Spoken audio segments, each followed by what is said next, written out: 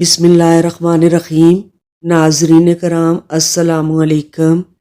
ایک رات سلطان محمود غزنوی کو کافی کوششوں کے بعد بھی جب نیند نہیں آئی تو اپنے غلاموں سے کہنے لگے، لگتا ہے کہ کسی مظلوم پر آج کوئی ظلم ہوا ہے، تم لوگ گلیوں میں پھیل جاؤ اور اگر کوئی فریادی نظر آئے تو اسے میرے پاس لے آؤ۔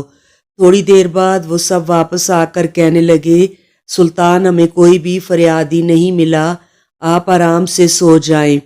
سلطان کو جب پھر بھی نیند نہیں آئی تو وہ کپڑے بدل کر خود محل سے باہر نکلا۔ محل کے پچھواڑے میں حرم سرا کے نزدیک انہیں کسی کی فریاد سنائی دی، اے اللہ، سلطان محمود اپنے مصاحبوں کے ساتھ محل میں عیش و عشرت کی زندگی گزار رہا ہے اور محل کے عقب میں مجھ پر یہ ظلم توڑا جا رہا ہے۔ سلطان نے کہا، کیا بات کر رہے ہو؟ میں محمود ہوں اور تمہاری فریاد رسی کے لیے آیا ہوں۔ مجھے بتاؤ کیا ظلم ہوا ہے تمہارے ساتھ؟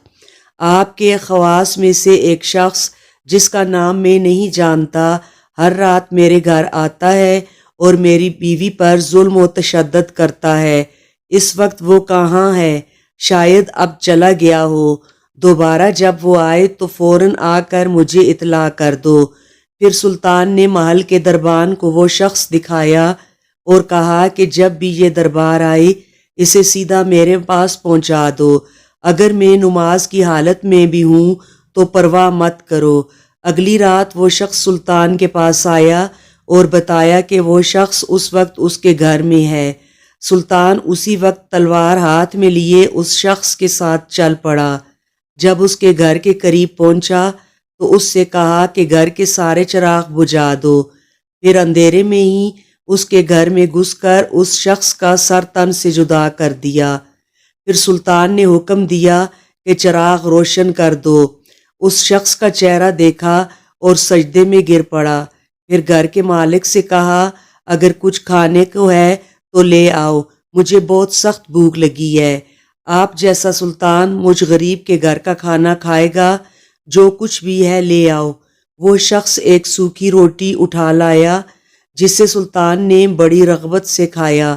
وہ شخص سلطان سے پوچھنے لگا کہ چراغوں کو بجھانا، سجدہ کرنے اور روٹی طلب کرنے کے پیچھے آخر کیا ماجرا ہے؟